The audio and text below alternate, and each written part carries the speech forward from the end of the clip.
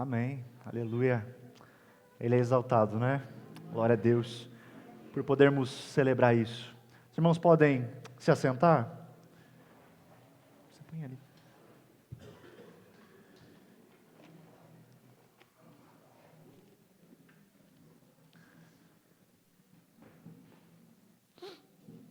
Que alegria podermos cultuar ao nosso Deus.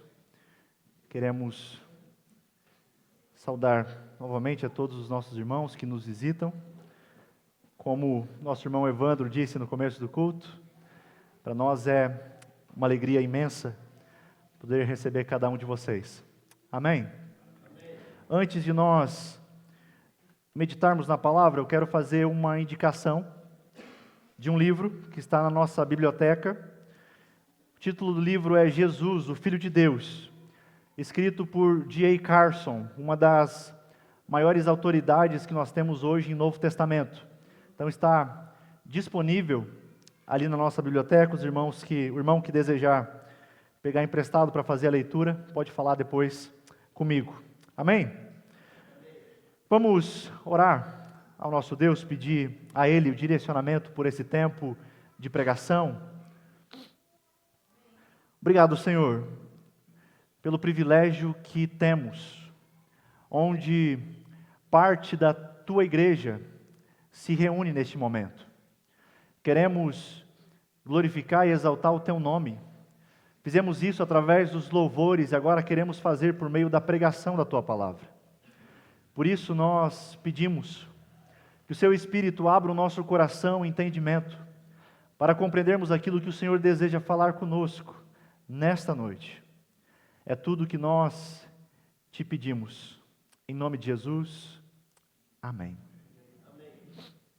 Nós estamos fazendo uma série de exposições no livro de Eclesiastes.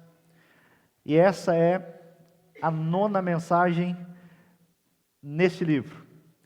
E o título dessa série é A Vida Debaixo do Sol. Exposições em Eclesiastes.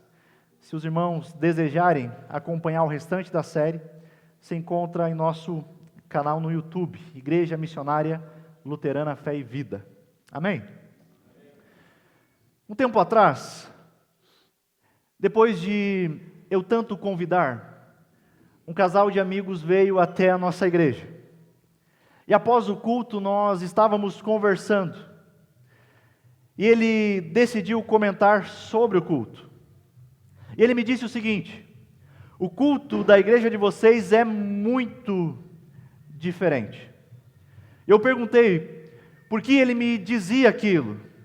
E ele disse: olha, as músicas são diferentes, elas não exaltam o homem, e a pregação parece mais um estudo do texto.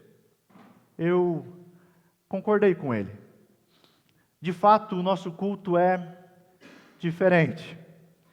Pois em nosso culto nós não esperamos do culto o que esperamos de um cinema. Nós não nos portamos do culto como nós nos portamos em um show. Nós não queremos ouvir no culto aquilo que nós já ouvimos lá fora de segunda a sábado. Entenda. É por isso então que o nosso culto é realmente diferente. O nosso culto não é... Obrigado, Alissa. O nosso culto não é diferente porque nós não gostamos do que se encontra no mundo. Entretenimento, lazer, diversão. Nosso culto é diferente porque ele nos coloca face a face com Deus, que é santo e que está gloriosamente exaltado acima de tudo o que ele criou. É por isso que o culto é diferente. A nossa preocupação não é com as novidades do mundo gospel, com a cor da parede ou com as luzes da igreja. A nossa preocupação é: Deus tem se agradado com o culto que estamos prestando a Ele? Por que eu falo isso? Porque às vezes pensamos que o culto a Deus pode ser feito de qualquer maneira, pode ser feito de qualquer jeito. Mas imagine se você recebesse uma intimação judicial, para você prestar um depoimento perante uma autoridade. Como você reagiria? Se temos tamanho cuidado ao nos apresentarmos perante um representante judicial humano, será que deveríamos ter menos cuidado ao nos apresentarmos perante o supremo juiz de toda a terra? Como devemos nos apresentar diante do grande Deus? Como é o culto que Deus se agrada? É sobre isso que meditaremos em Eclesiastes capítulo 5. Convido a abrir a sua Bíblia, permanecer com ela aberta. Nós veremos hoje dos versículos 1 até o versículo de número 7. Também estará projetado aqui à minha direita. Eclesiastes capítulo 5, dos versículos 1 até o versículo de número 7. A versão que eu estou utilizando é a versão NVI. Os irmãos que têm no aplicativo. Os irmãos encontraram? Sim, está escrito: quando você for ao santuário de Deus, seja reverente. Quem se aproxima para ouvir é melhor do que os tolos que oferecem sacrifício, sem saber que estão agindo mal. Não seja precipitado de lábios, nem apressado de coração, para fazer promessas diante de Deus. Deus está nos céus, e você está na terra. Por isso, fale pouco. Das muitas ocupações brotam sonhos. Do muito falar nasce a prosa vã do tolo. Quando você fizer um voto, cumpra-o sem demora, pois os tolos desagradam a Deus. Cumpra o seu voto. É melhor não fazer voto do que fazer e não cumprir. Não permita que a sua boca o faça pecar. E não diga ao mensageiro de Deus: o meu voto foi um engano, porque irritar a Deus com o que você diz e deixá-lo destruir o que você realizou, em meio a tantos sonhos absurdos e conversas inúteis, tenha temor de Deus. Antes de chegarmos no capítulo 5, nós vimos a reflexão que Salomão faz em nos mostrar diversas cenas da vida solitária do homem neste mundo caído. Eclesiastes nos apresentou retratos de como é a vida debaixo do sol, cenas da vida de como ela é longe de Deus e sem Deus. No entanto, se você reparou no texto que lemos, nós estamos, quem sabe, diante de uma das sessões mais importantes do livro. Por quê? Porque essa seção do livro é onde a pessoa de Deus é citada mais vezes no menor número de versículos. São 7 referências a Deus nesses 7 versículos que nós acabamos de ler. Coisa que nós pouco vimos antes no livro de Eclesiastes. E essa sequência é muito interessante. Pois depois de Salomão falar da solidão do homem e da sua necessidade de comunhão, logo em seguida ele apresenta Deus, a nossa companhia suprema, aquele de quem nós mais precisamos neste mundo caído. Até aqui, o livro de Eclesiastes já nos falou muitas coisas importantes sobre Deus. Se vocês lembram, no final do capítulo 2, Salomão apresenta Deus como aquele que é a fonte de toda a sabedoria, de todo o conhecimento e de toda felicidade. No capítulo 3, Deus é descrito como o soberano sobre toda a terra, aquele que rege todas as estações do mundo e cada circunstância da nossa vida, aquele que determina o tempo de cada coisa em cada momento da nossa vida. Já no final do capítulo 3, Deus é descrito como o supremo juiz de toda a terra, aquele que julgará toda impiedade e injustiça. Agora, no capítulo 5, Deus é aquele que está nos céus. Deus é aquele que reina soberanamente nos céus. Aquele que tudo ouve, aquele que tudo vê, aquele que tudo sabe.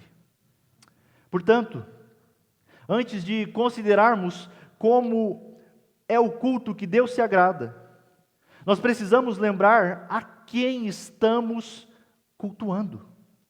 É claro que sabemos a quem prestamos culto, mas por vezes muitos têm uma ideia errada de quem Deus é. E acredite, até mesmo dentro das igrejas. Observe como as pessoas falam a respeito de Deus hoje em dia. E até mesmo como elas falam em um culto público. E você verá que a fala e a postura dessas pessoas, o que dizem a respeito do que elas acreditam sobre Deus.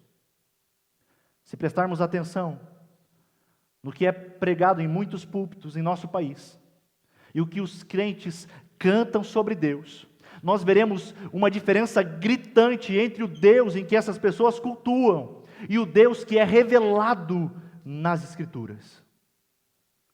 Veremos diferentes ideias de que Deus é esse que é cultuado.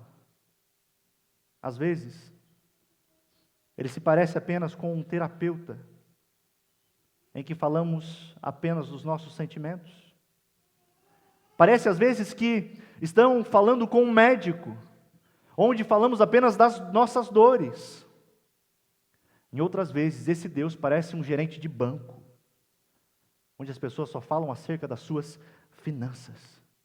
Com isso, eu não estou dizendo que você não possa falar sobre os seus sentimentos. Eu não estou dizendo que você não pode falar a Deus sobre as suas dores. Eu não estou dizendo que você não pode falar a Deus sobre as suas finanças. O que acontece é que as pessoas pensam que Deus é somente isso. O Deus que muitas pessoas creem se parece mais com um gênio da lâmpada. Que se você saber invocar Ele corretamente, se você saber manipular Ele da maneira certa, então Ele realizará todos os seus sonhos e desejos. O grande problema com tudo isso é que este não é o Deus revelado nas Escrituras Sagradas. E certamente não é o Deus revelado aqui nesse texto que lemos em Eclesiastes. Porque esse Deus que nós lemos, acabamos de fazer a leitura, é o Deus soberano e santo. É o Deus que não pode ser manipulado. Ele é justo e poderoso, inclusive para julgar toda a falsa adoração e reverência praticada contra o seu nome. Portanto, se queremos cultuar a Deus como Ele deseja ser cultuado, adorá-lo como Ele deseja ser adorado, então nós precisamos recorrer à Sua palavra, para vermos como Ele deseja ser adorado, para vermos como Ele deseja que prestemos culto a Ele. O interessante é que após falar da brevidade das coisas, dos muitos locais e coisas que Salomão procurou encontrar o real sentido da vida, a real felicidade, após constatar que tudo era rebel, que tudo era vapor, que tudo se dissolvia como fumaça, agora Salomão nos lembra de algo que é concreto, nos lembra de algo que é duradouro, de algo que não se dissolve como a fumaça. E o que é? O culto, a adoração a Deus. O que fica em evidência, à luz desse texto, é que o culto do povo de Deus deve ser caracterizado por reverência e temor. É assim que começa o texto e termina o versículo 7 da nossa meditação de hoje. Ou seja, se você captar apenas uma única coisa nessa noite, que você lembre dessa grande mensagem do texto, que o culto a Deus deve ser caracterizado por reverência e temor. Essa é a grande mensagem. É isso que Deus exige e merece de nós quando estamos reunidos para cultuá-lo. Você está com a sua Bíblia aberta? Salomão inicia o texto fazendo uma abordagem direta e individual. Isso merece um destaque, porque ele está falando com quem vai ao culto. Veja comigo o início do versículo 1. Quando você for ao santuário de Deus, seja reverente. Preste atenção, ele não disse, se você for um dia. Ele disse, quando você for. É que para Salomão, assim como toda a Bíblia, o povo de Deus é aquele que vai ao culto com o povo de Deus.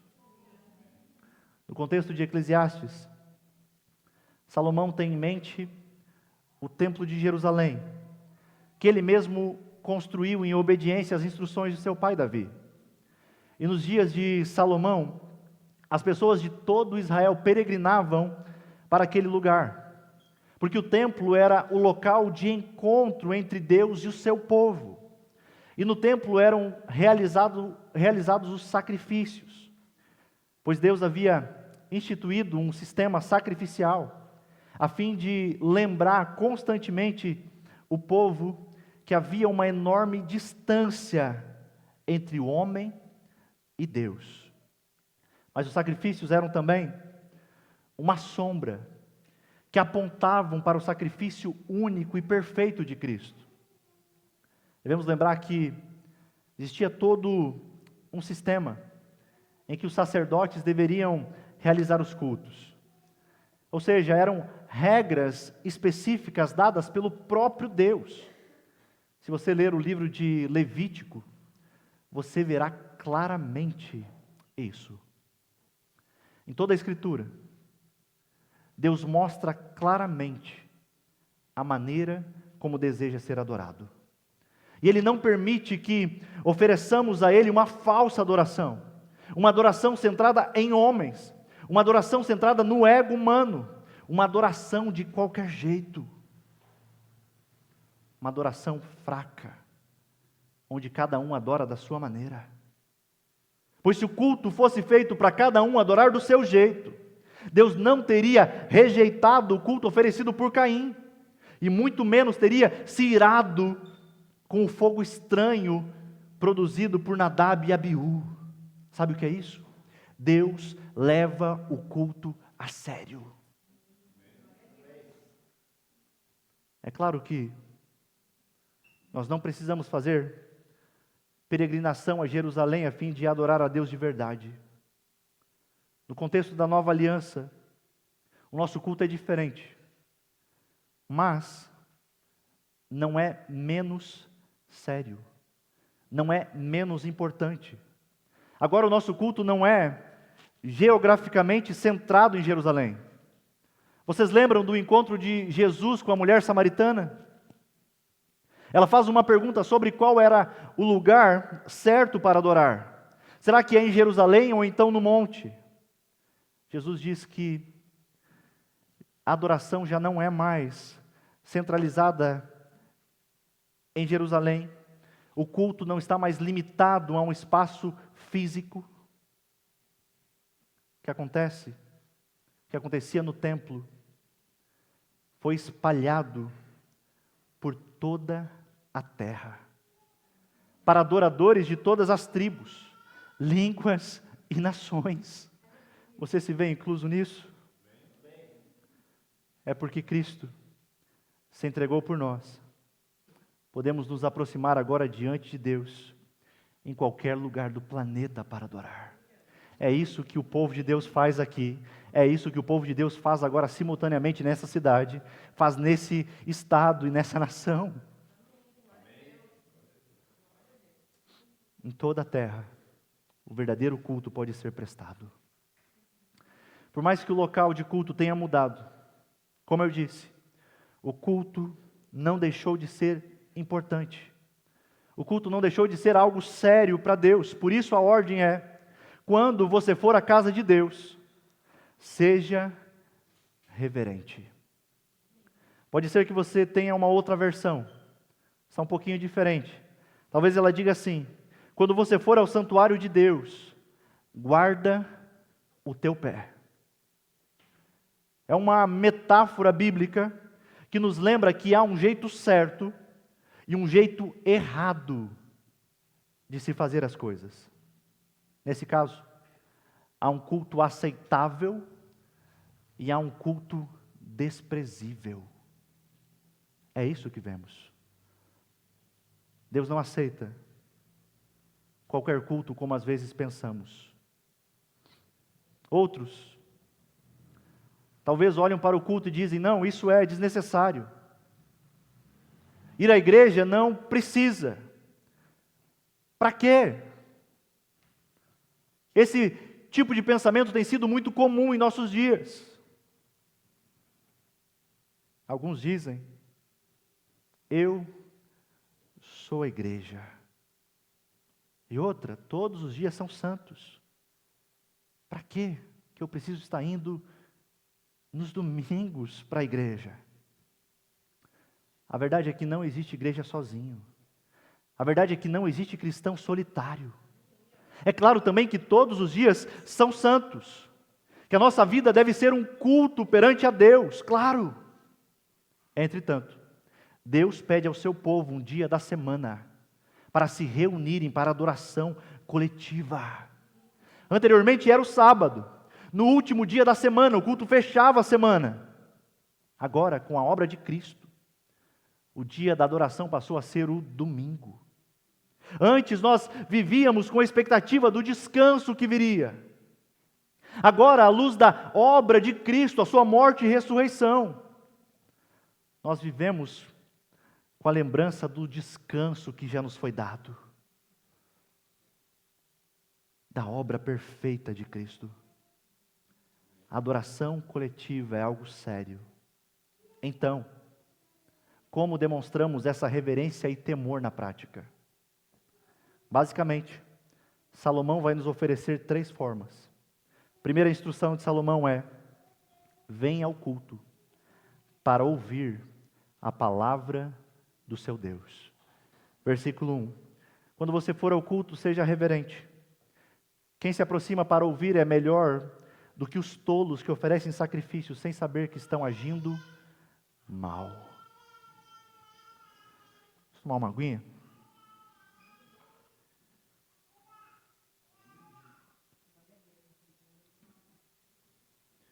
No contexto de Salomão, o templo não era apenas o lugar para oferecer sacrifícios, mas era também o lugar onde as pessoas ouviam a leitura da lei de Deus. Acontece que o povo tinha a tendência de simplesmente oferecer as suas ofertas e sacrifícios de uma maneira impensada. Eles iam com motivações erradas, sem dar ouvidos ao que Deus dizia em sua palavra. É por isso que Salomão conclui de forma inspirada pelo Espírito, que quem se aproximava do templo para ouvir, e consequentemente para obedecer ao que ouvisse da palavra de Deus, era melhor do que os tolos que apenas vinham para sacrificar com frieza no coração. O que fica claro aqui é que o culto que Deus se agrada é o culto que o povo de Deus se reúne para ouvir a palavra de Deus. Esse é um culto reverente. Esse é o culto que Deus aceita. Como eu disse, as circunstâncias do nosso louvor a Deus não são iguais às da época de Salomão e do povo de Israel. Nós não estamos mais condicionados a ir a Jerusalém prestar culto.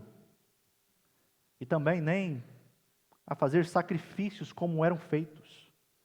Pois Jesus Cristo ofereceu-se de uma vez por todas como sacrifício único e definitivo em favor dos nossos pecados, nos reconciliando com Deus por meio do seu sangue. Entretanto, quando nos reunimos semanalmente como igreja na presença de Deus e em nome de Cristo, para oferecer os nossos sacrifícios de louvor, Esse é o sacrifício que oferecemos. Sacrifício de louvor, em gratidão pelo sacrifício de Cristo na cruz. Ainda assim, o que fazemos em primeiro lugar é ouvir a palavra de Deus. A palavra lida, anunciada, a palavra aplicada em nossas vidas, para que vivamos de modo santo, de modo reverente e temente a Deus. Esse é o jeito certo. Nós devemos lembrar também que é o culto que Deus rejeita, o culto dos tolos. Eles não iam para ouvir a voz do Senhor, e acreditavam que por estarem sacrificando no templo, então Deus era obrigado a atendê-los. A instrução de Salomão é: não seja como o tolo, que acha que pode comprar a Deus. Assim como nos dias de Salomão, a realidade de muitos cristãos é assim. Muitos não estão interessados em conhecer a Deus. Estão mais preocupados com as bênçãos de Deus. Não querem conhecer os seus atributos. Não querem saber sobre a sua glória, sobre a sua santidade. Muitos não temem mais na presença do Todo-Poderoso e tentam barganhar com Ele, tentam manipulá-lo. Mas, meu querido irmão, Deus não pode ser manipulado ou comprado. Então, quando viermos ao culto, venhamos para contemplá-lo, venhamos para adorá-lo, venhamos para nos maravilhar com quem Ele é. Venha para ouvir a voz do seu Deus. Você lembra? É pela palavra de Deus que Ele trouxe à existência todas as coisas. É pela palavra de Deus que Ele trouxe vida a um vale de ossos secos. E é pela palavra, diz Paulo, escrevendo aos Romanos, que a fé, ela vem pelo ouvir, e ouvir da palavra de Deus. É por isso que nós não vamos trocar a pregação por contação de histórias, por palestras motivacionais ou conselhos brilhantes dos homens. Coisas assim até podem entreter, podem animar, podem nos encorajar momentaneamente. Contudo, jamais alcançarão o grande desejo, o grande anseio da nossa alma. Nosso coração, se ouvirmos essas coisas que entretêm, essas coisas, essa contação de histórias, o nosso coração permanecerá inquieto. Como diz Agostinho, meu coração está inquieto, sabe por quê? Até não repousar, até não descansar naquele que é a fonte de todo prazer e beleza, naquele que realmente nos supre em toda necessidade. Por isso precisamos ouvir a voz de Deus. É por isso que precisamos valorizar esse encontro. Há muitas coisas na vida que são importantíssimas, mas acredite, nada é mais importante do que você ouvir a voz do seu Deus. Portanto, concentre-se nela. Segunda recomendação que Salomão nos dá de como deve ser o nosso culto, de como deve ser o culto, nós encontramos nos versículos 2 e 3, que diz assim: não seja precipitado de lábios, nem apressado de coração para fazer promessas diante de Deus. Deus está nos céus e você está na terra. Por isso, fale pouco. Das muitas ocupações brotam sonhos. Do muito falar nasce a prosa vã do tolo. Segunda recomendação: fale com respeito. Salomão está dizendo: não venham ao culto somente para ouvir. Venham ao culto também para falar com Deus. No culto nós somos chamados a falar, não é assim? Falamos em oração, nas confissões, cantamos. Salomão nos lembra a não sermos descuidados com isso. Não pode ser de qualquer forma. Na parte B do versículo 2, Salomão responde o porquê disso. Ele diz: porque Deus está nos céus e você está na terra, por isso fale pouco. A questão que Salomão levanta não é tanto o número de palavras que empregamos no culto. A questão é o respeito, a reverência por trás de cada uma delas. O que Salomão está mostrando é que os pagãos eram aqueles que tinham a ideia de que se você muito falasse, então as divindades teriam que se inclinar para eles e atender os seus desejos. Mas o que aprendemos com Salomão, e o que aprendemos com Jesus no Sermão do Monte, é aquilo que o próprio Jesus diz: e quando orarem, não fiquem repetindo a mesma coisa como fazem os pagãos. Eles pensam que por muito falarem serão ouvidos. Não sejam iguais a eles, porque o seu Pai sabe do que vocês precisam, antes mesmo de o pedirem. Acreditar que no muito falar Deus é obrigado a se mover em nosso favor, tem um nome, e o nome é paganismo. Essa é a verdade. Nós não adoramos a Deus aqui aos domingos para conquistar a Deus. Nós o adoramos porque Ele já nos conquistou para si em Cristo Jesus.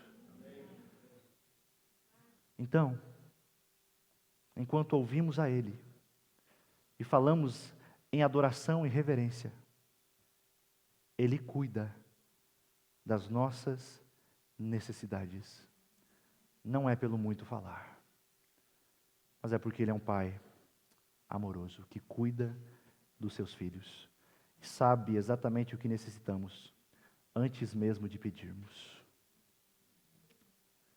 No versículo 3, Salomão faz um alerta sobre o risco de muito falar. Ele diz: das muitas ocupações brotam sonhos, do muito falar nasce a prosa vã do tolo. O que o sábio está dizendo é que assim como muito trabalho leva a sonhos estranhos, falar muito vai fazê-lo falar bobagem. Ou seja, ao nos reunirmos para cultuar, não podemos esquecer da grande máxima de que Deus leva o culto a sério. O que estamos vendo é, diante do culto a Deus, nós precisamos aquietar a mente, precisamos ouvir a voz de Deus e falar com reverência. Acontece que, às vezes, e precisamos ser sinceros aqui, nós estamos prestando um culto com o coração longe, com a mente distante, e perdemos as oportunidades que temos de nos aproximar e participar de algo que vai durar para sempre. Não se esqueça, a adoração, o que nós estamos reunidos para fazer aqui, é algo que durará para sempre. Sabe o que é isso? O meu e o seu time com o qual nós nos preocupamos tanto durante o culto não vai durar. O trabalho que você deseja e os bens que você fica sonhando durante o culto, tudo isso é fumaça na linguagem de Eclesiastes, não permanece para sempre. A adoração a Deus, porém, vai atravessar essa era e se estenderá pela eternidade. O que temos aqui é uma antecipação daquilo que desfrutaremos eternamente com o nosso Salvador. Terceiro, por fim, o sábio nos traz a terceira maneira de como é o culto que Deus se agrada. Versículos 4 ao versículo 7. Quando você fizer um voto, cumpra-o sem demora, pois os tolos desagradam a Deus. cumpra o seu voto. É melhor não fazer voto do que fazer e não cumprir. Não permita que a sua boca o faça pecar. E não diga ao mensageiro de Deus: o meu voto foi um engano. Por que irritar a Deus com o que você diz e deixá-lo destruir o que você realizou? Em meio a tantos sonhos, absurdos e conversas inúteis, tenha temor de Deus.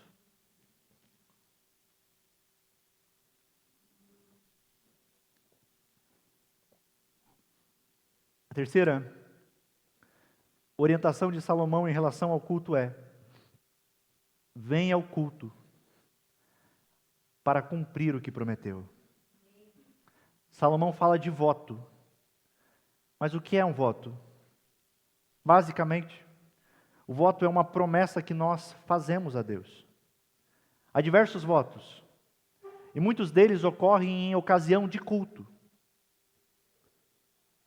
É profissão de fé, batismo, recepção de novos membros e casamento. Mas pode-se pensar em votos pessoais, desde que não seja barganha. Nós vemos claramente isso nas Escrituras. Nós temos o voto de Ana, bastante conhecido, mas nós temos também o voto insensato de Jefté, lá em Juízes. Portanto, a instrução de Salomão é muito clara. Se você fizer um voto a Deus, se você fizer uma promessa a Deus, cumpra. Mas diz Salomão que é melhor não fazer do que fazer o voto e não cumprir. Meus irmãos, que você não esqueça dos votos que você fez. Eu posso dizer que por mais difícil que às vezes pareça ser o ministério pastoral, eu lembro que jurei ao Senhor, ao Evangelho e à Igreja de Cristo, lealdade. Eu sei a quem prometi que seria fiel. É por isso que levamos tão a sério a pregação e o ensino das Escrituras. Porque não foi a qualquer um que prometemos fidelidade. Maridos e esposas, vocês juraram fidelidade um ao outro, na alegria e na tristeza, na saúde e na doença, tendo muito ou tendo pouco.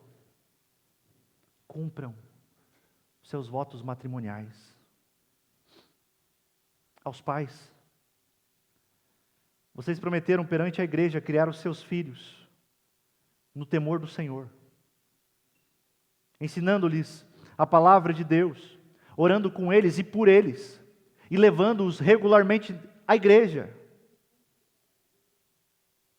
Cumpra os seus votos.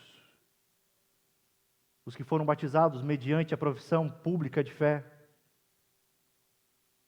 honrem seus votos de lealdade e submissão ao Evangelho, para viverem como discípulos de Jesus Cristo neste mundo. Nós não somos obrigados a fazer as promessas que fizemos, mas se fizemos, precisamos cumprir. Porque diz o texto que o não cumprimento irrita a Deus. Mas tem um porém. Todos nós mais prometemos do que cumprimos. Não é assim? Lembrem-se dos nossos pais no Éden. Eles quebraram um voto e por isso foram expulsos do jardim. E neles, eu e você somos quebradores de voto. E por isso nascemos separados da glória de Deus. E agora não há como remendar a aliança. Por mais que o Senhor nos desse 1000 chances, nós não seríamos capazes de cumprir os votos que precisamos cumprir. Essa é a minha e a sua realidade. Sabe o que é isso?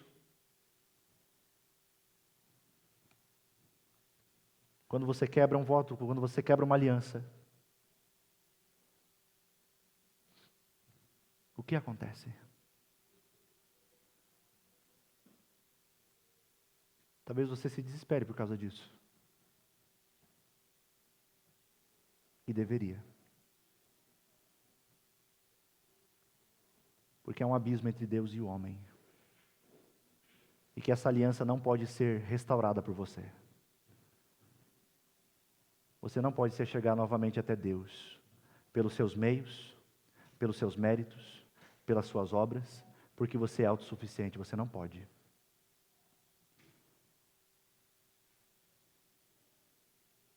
Essa é a má notícia. Mas aí que entra a maravilha do Evangelho. Pois a nossa esperança é que Cristo cumpriu todos os seus votos para a nossa salvação. Ele não falhou nenhum. Cristo, o único homem que foi perfeito em tudo. É somente por meio dele e do seu sangue que nós agora podemos nos apresentar a Deus em um culto de louvor, sem medo de sermos condenados e destruídos. É por isso que o culto precisa ser realizado com reverência e temor. Como?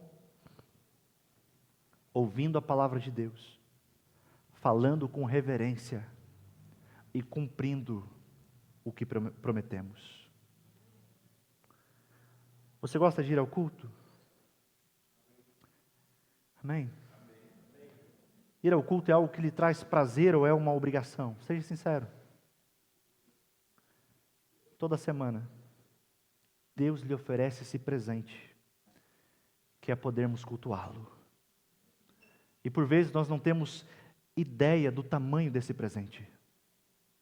Cultuá-lo não é algo que se dissolve como fumaça, como normalmente as coisas são. Ao olharmos para este mundo, nós veremos que as coisas estão se desfazendo diante dos nossos olhos. E nós muitas vezes tentamos agarrar essas coisas criadas como se elas fossem durar para sempre. Mas a realidade de Eclesiastes é que logo elas se vão. Lembram a grande frase de Eclesiastes? Tudo é vaidade. Não é que tudo é ruim, não é que tudo é pecado, não é isso. É que todas as coisas se vão. Eu e você também um dia iremos. Outra vez eu cito o pastor Emílio Garófalo, em que ele diz: um dia, eu e você seremos apenas uma recordação fotográfica. Um dia o nosso nome será dito pela última vez. Talvez por um bisneto curioso em saber quem somos. Sabe o que é isso? Que todas as coisas deste mundo um dia passarão. Todas as coisas que tentamos encontrar sentido e significado nessa vida não poderão suprir totalmente o seu coração. Somente o Salvador cumpre o que promete. Não tente se agarrar em coisas passageiras. Se agarre nele. Desfrute do que Deus tem preparado. É a bondade dele. Nos dá semanalmente essa oportunidade de desfrutarmos daquilo que durará para sempre. Por isso, ao vir, dedique um tempo em oração e leitura da Bíblia antes de ir ao culto. Peça a Deus para preparar o seu coração e a sua mente. Ao entrar na casa de Deus, faça isso com reverência, reconhecendo a santidade de Deus e a importância do momento de adoração. Ouça atentamente a palavra. Seja sincero em suas orações e louvor, evitando repetições mecânicas, motivações erradas. Fale com Deus, como um pai amoroso, mas com reverência. Viva diariamente com a consciência de que Deus está presente em todas as áreas da sua vida. Que a sua reverência a Deus seja refletida não somente no culto que prestamos dominicalmente, mas que a sua reverência e temor sejam manifestas diariamente nos seus relacionamentos, no seu trabalho, nos seus estudos. Agora já não sou mais eu quem vive, mas é Cristo que vive em mim. Vamos orar?